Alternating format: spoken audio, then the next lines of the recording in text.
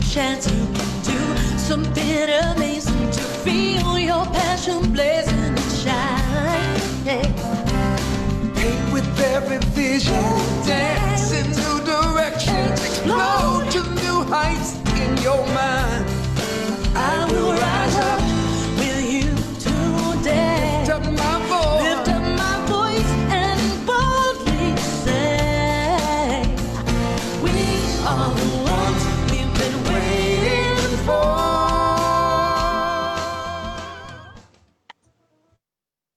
Hello, everyone, and welcome to this week's broadcast of AGNT Speaks. We are coming to you live from California and from the state of Missouri. I am your host, Reverend Erin, and I serve here at Unity Village Chapel, the spiritual center on grounds at Unity headquarters. And we come to you live each week to have a spiritual conversation, to share affirmative thinking, to share a meditation or a power-packed message. So it is our delight to join together to explore consciousness and uplift the spirit. So we are here today, and I want to welcome our president of AGNT. You know him as an author, you know him from film, you know him as a global voice for unity consciousness and progressive awakened awareness. Reverend Dr. Michael Beckwith comes to us from Agape International Center in California, and we are just so honored. It is my deepest honor to welcome you today. And just thank you for being here. Thank you for leading us in AGNT and for all of the work that you do to create a world that works for all. So Michael, what a gift to have you here. If you are watching us live stream, you can see this broadcast live stream, or you can follow some of the links down below, and you can hop into the Zoom room to get up close and personal, to ask some questions and hear the other questions that other folks have that are on the line with us in the Zoom room. So if you'd like to do that, just go ahead and pop in at any time. And after our live broadcast, we will have more time to connect. So with that said, Michael, what do you have for us today? Erin, it's always good to be with you. It's always good to be with individuals that are a part of the Association for Global New Thought and this dynamic metaphysical movement for an unprecedented time that we're now moving through. And what just popped into my awareness right now was, we have online our youth ministries from, little kids all the way up to young adults. And 2 weeks ago, one of our 7-year-olds, who's very quiet in the Zoom room, at the end of the class, she poked up her head and she says, "I'd like to have a prayer." And Reverend Leon said, "What would you want us to pray for?" She said, "I want to pray for my parents. They don't seem to be doing too well with this planetary shift we're going through." And she's 7 years old, and she's talking about her parents not doing well during this planetary shift. And everybody was a bit shocked because she hardly says anything. And when she does speak, it's always prayerful. And so I think that we just jump into that space right now, that we are going through a kind of a planetary shift right now, in which it's a really good time for enlightenment, meaning we can't be on autopilot right now. Everything is up, whether we're dealing with Black Lives Matter, whether we're dealing with the pandemic, whether we're dealing with an election cycle that's going on right now. Fear, doubt, and worry has hijacked many people's minds at this particular moment. There's nothing normal happening in the world right now. And so it's an extraordinary time for us to go deeper in our practice, because we can't depend upon any structure whatsoever. We can't depend upon any system. We can't depend upon anything that's outside of ourselves, and everything is in constant flux. As I like to say, everything is fluxed up.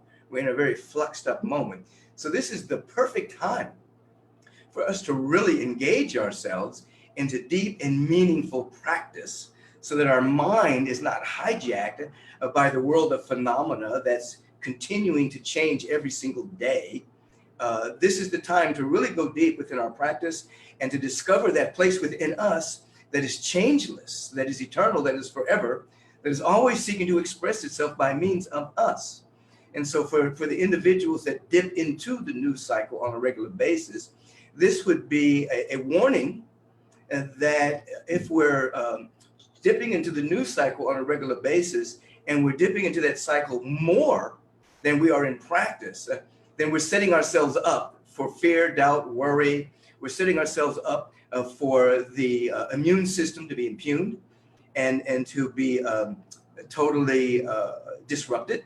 We're setting ourselves up to produce toxic chemicals that will basically make a condition for disease and things of that particular nature.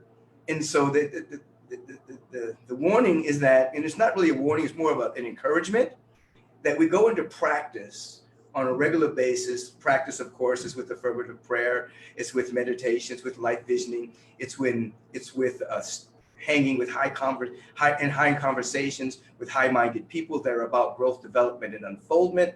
It's about thought for food, being aware of what you put into your mind through reading and things of that particular nature, because everyone knows scientifically, for instance, with this pandemic, that a virus cannot create a condition. It doesn't. It looks for a condition to flourish. It can't create conditions. That conditions are created by our thought, by our nutrition, by our exercise, by our diet. So we're either a condition for health and recovery and rejuvenation, regeneration, or we're a condition that matches the atmosphere for a virus to flourish. And so the greatest virus that we're suffering from right now, as I look upon the world landscape, is the virus of fear. And obviously, everyone that's listening to me now, that's tuned in, that's a part of this teaching, obviously knows that the greatest weapon of mass distraction is our media that keeps us constantly in the fear-based way of living. So this is an extraordinary time. As the young girl said, the young 7-year-old said, we're in a planetary shift. This is an extraordinary time to really go deep and to understand that we create our own environment, our own condition, and to really do the inner work necessary for our own unfoldment, our own change, our own evolution. We're at the apex of an old kind of evolution and the beginning of a new kind of evolution. And all of you know that that new kind of evolution is called conscious evolution.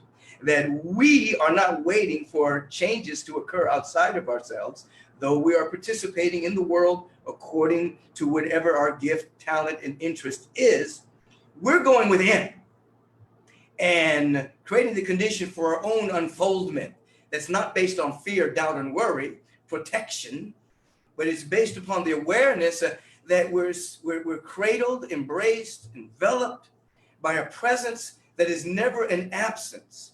So this is the time to go beyond merely believing these particular teachings as high platitudes, and actually take the time every single day so that we actually have an encounter with the presence. We actually have an encounter with our higher self. We actually have an encounter with the presence of peace and of love and of harmony and wholeness. And so I'm always reminding people that the first level of that is to practice, to have that experience, to have that encounter. Then we continue to stabilize it. We continue our practice so that that awareness of peace, that awareness of safety, that awareness of continual unfoldment is stabilized as an intention and as a way of life. And then we start to integrate and we begin to realize that which we're praying to, we're actually praying from.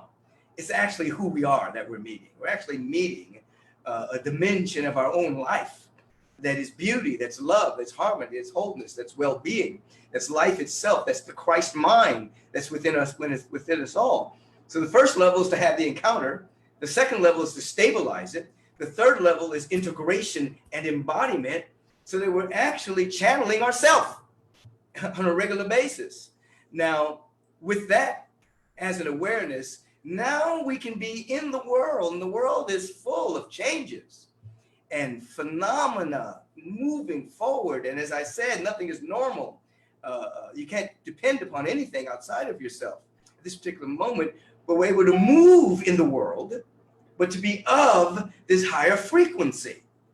Real metaphysicians, And many people at this time are discovering whether they're real metaphysicians or not. Or are they just allowing their mind to be hijacked by the latest news cycle?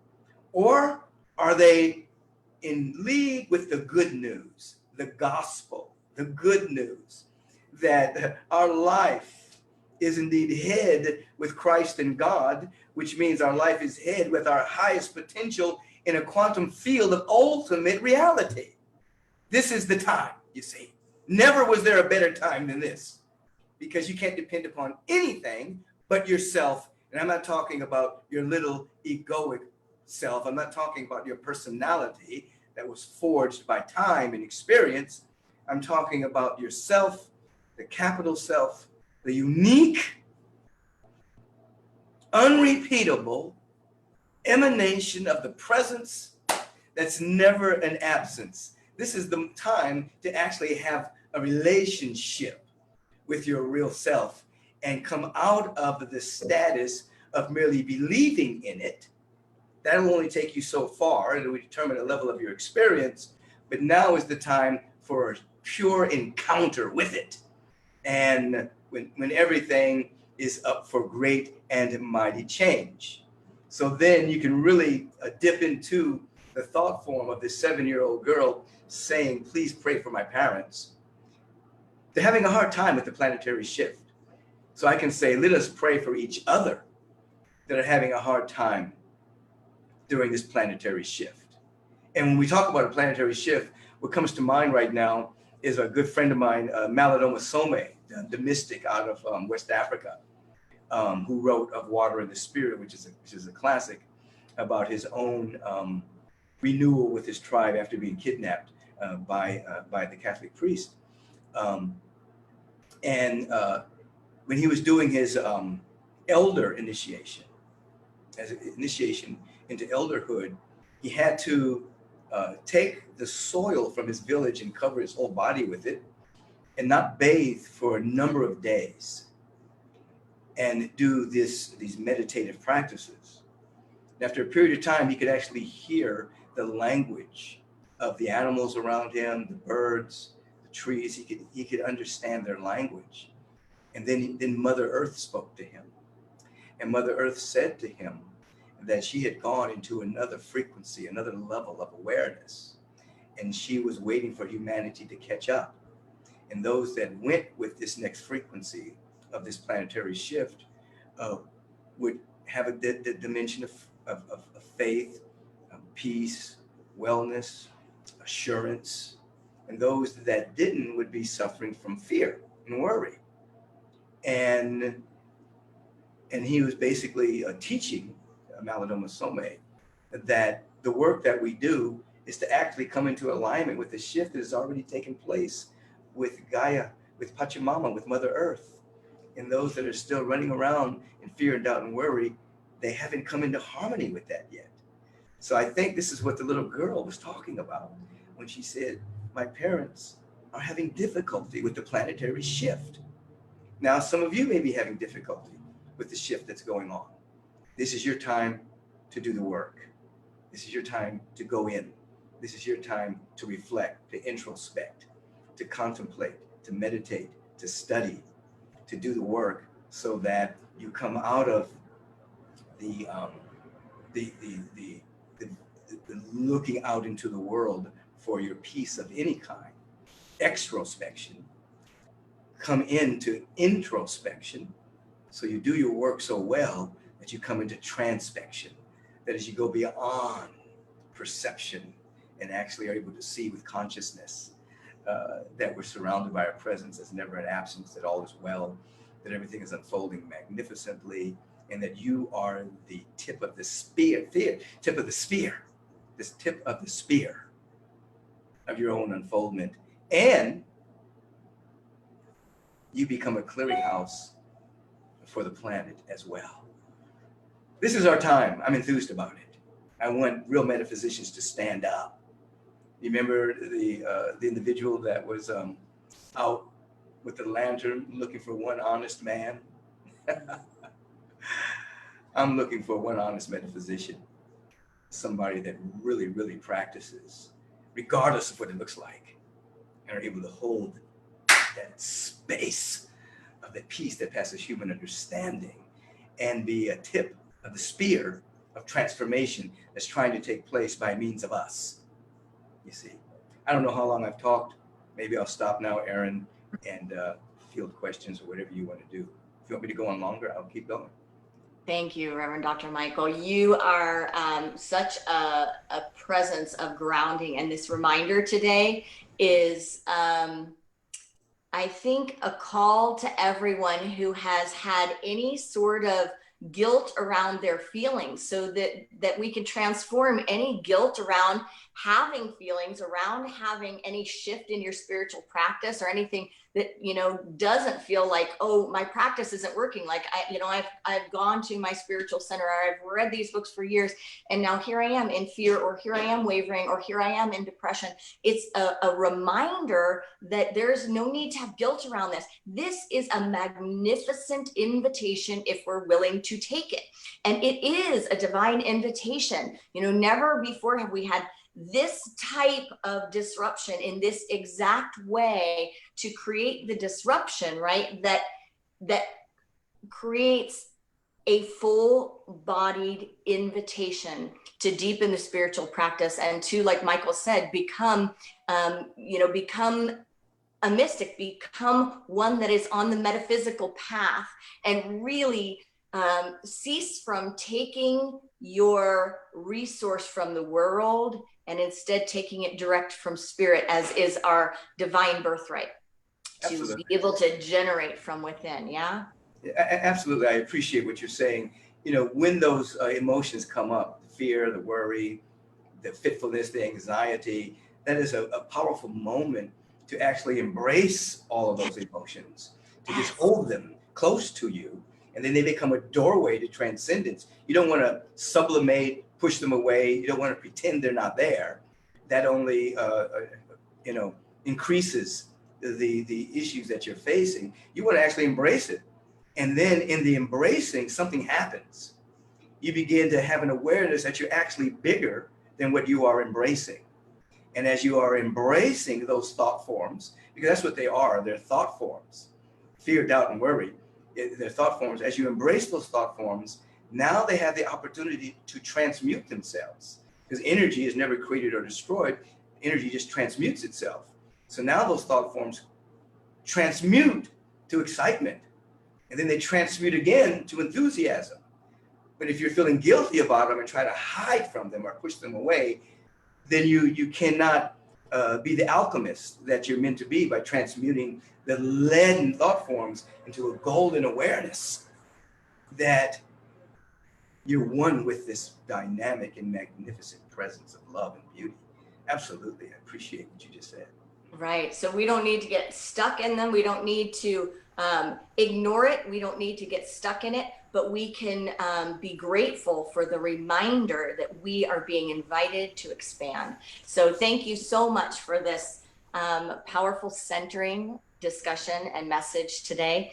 Everyone, if you are joining us live stream at AGNT, you can go ahead and hop into the Zoom room if you'd like to. You'll be able to find the information to link up and hop into the Zoom room right now. And we are so delighted each week to come to you to have this conversation, and we're grateful to be part of your spiritual practice. So thanks for joining us today. We will be here next week live with Reverend Lola Wright from Chicago. And if you want to learn more about AGNT and any of its leaders, its membership, you can follow the links on the event and find out more. If you would like to support this great work, if you are one that knows that right now is a time for our spiritual principles and spiritual practice. I was driving through my town the other day, going to get pickup at one of my favorite restaurants, and it wasn't there anymore. And I noticed the doors were closed, and I noticed how many signs were up on doors. And so this is a time for our spiritual practice. This is our time to decide what's important to us and what we want to see thrive. So support your local spiritual center, support the work that you want to see more of in the world, and let that be part of your spiritual practice, because this is a fantastic time for telling the world what we want. The Dalai Lama said the world is a spiritual democracy. You vote with your life. So let's get voting. So thank you for being with us here today. And if you would like to see Reverend Dr. Michael, you can see him every week, every Sunday at Agape. And thanks for being here with us.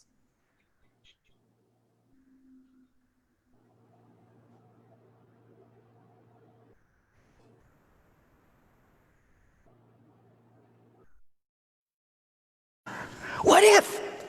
I want you to begin to think about some what ifs.